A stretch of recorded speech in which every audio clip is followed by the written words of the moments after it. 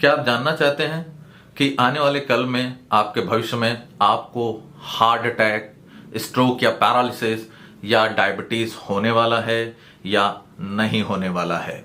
तो आप बिल्कुल सही जगह पर हैं। अब आप कहेंगे सर ये आपने क्या नया काम चालू कर लिया, अच्छा खासा साइकियाट्रिस्ट थे, ठीक ठाक काम करते थे, साइंटिफिक वीडियो भी बनाते थे, अब ये क्या एस्ट्रोलॉजी की बात कर रहे हैं? तो दोस्तों आपका सोचना बिल्कुल गलत है। मैं जानता हूं कि इस सवाल का उत्तर आसान नहीं है कि आप अपने भविष्य को, फ्यूचर को प्रेडिक्ट कर सकें, ये प्रेडिक्ट कर सकें कि आपको कौन सा मेडिकल इलनेस आपके भविष्य में होने वाला है। लेकिन दोस्तों अगर हम साइंटिफिकली कुछ फैक्ट्स, कुछ पैरामीटर्स पे जाएं तो हम जरूर हाईली पॉसिबल प्रिडिक्शन कर सकते हैं कि क्या यह इंसान हार्ट अटैक या जो मैंने अन्य रोग कहे उसके लिए प्रोन है, एट रिस्क है, होने की इसकी संभावना अधिक है या नहीं है, हम जान सकते हैं। तो सीधे वीडियो पर आते हैं। मैं आपका दोस्त डॉक्टर ज्ञानेंद्र साहब सभी का स्वागत करता हूं मनोचिकित्सा क्लिनिक जबलपुर में। मैं एक मनोचिकित्सक हूं, मध्य प्रदेश के जबलपुर शहर में प्रैक्टिस करता हूं। तो वो कौन से पैरामीटर हैं, वह कौन सी इन्वेस्टिगेशन है जिसको कर हम इन कठिन प्रश्नों का उत्तर जान सकते हैं, उसके लिए हमें एक और प्रश्न का उत्तर अपने आप से पूछना होगा कि क्या मैं मेटाबॉलिक सिंड्रोम से ग्रसित हूं या मुझ में मेटाबॉलिक सिंड्रोम के ट्रेट्स हैं। अब आप कहेंगे सर एक बड़े प्रश्न से निकाले, दूसरे बड़े मुसीबत में डाल दिए।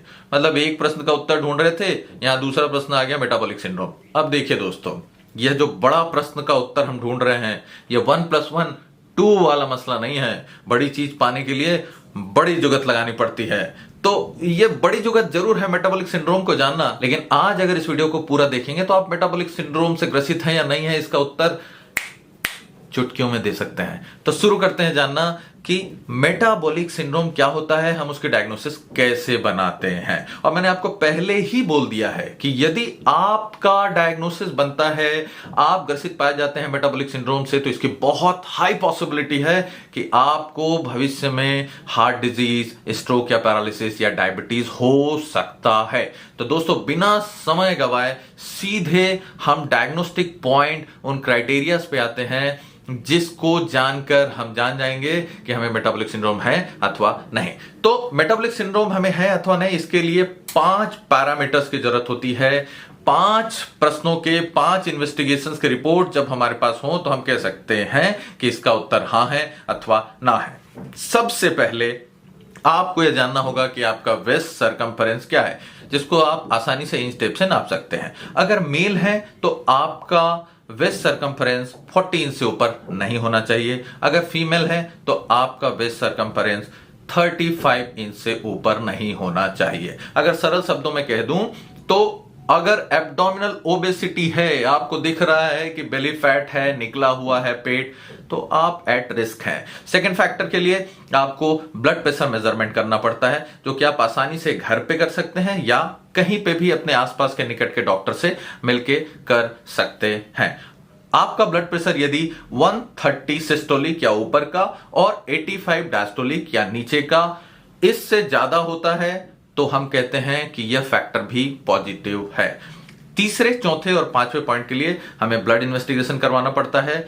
और तीसरे पॉइंट में हम देखते हैं सीरम ट्राइग्लिसराइड लेवल। अब यह सीरम ट्राइग्लिसराइड लेवल और आगे जो हम HDL देखेंगे, सीरम HDL लेवल, इसके लिए हमें लिपिड प्रोफाइल करवाना होता है। यदि आपका सीरम ट्राइग्लिसराइड लेवल 150 मिलीग्राम पर डेसीलीटर से ऊपर है तो तीसरा पॉइंट पॉजिटिव है। फोर्थ पॉइंट सीरम HDL या जिसको हम लोग गुड कोलेस्ट्रॉल कहते हैं, जो आपके हार्ट के लिए प्रोटेक्टिव होता है, आपके ब्रेन के लिए प्रोटेक्टिव होता है, उसकी मात्रा यदि मेल में 40 से लेस है और फीमेल में 50 से लेस है तो आप पॉजिटिव ट्रेट में आते हैं। 5वां पैरामीटर है फास्टिंग ब्लड शुगर लेवल। यदि यह फास्टिंग ब्लड शुगर 100 मिलीग्राम पर डेसीलीटर से ऊपर है तो यह फिर से पॉजिटिव ट्रेट में आता है।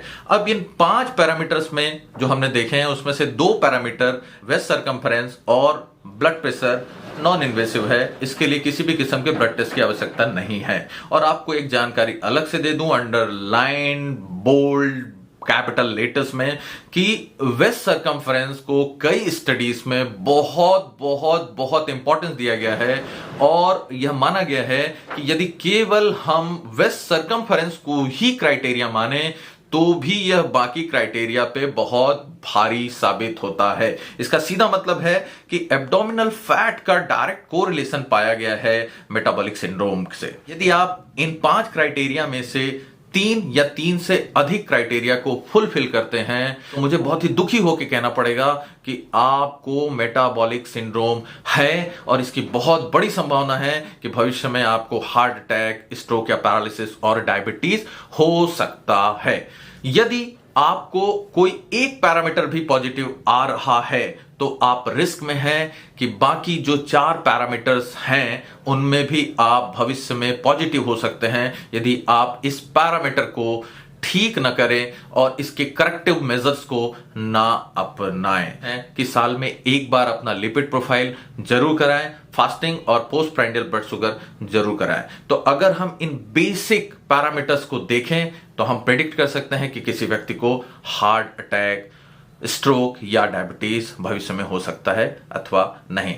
इस प्रकार के अन्य वीडियो आपके साथ शेयर करता रहूंगा और यदि आप लोग चाहते हैं कि वो कौन से करेक्टिव मेजर्स हैं जिन्हें हम अपनाकर इस मेटाबॉलिक सिंड्रोम को रिवर्स कर सकते हैं और इसके दुष्प्रभाव से बच सकते हैं, इस पर वीडियो चाहते हैं तो दोस्तों लाइक करिए, कमेंट करिए। डेफिनेटली मैं इस पर वीडियो आगे बनाकर लाऊंगा। मैं आपका दोस्त डॉक्टर ज्ञानेंद्र झा आप सभी से विदा लेता हूं। नमस्कार, जय हिंद, जय भारत।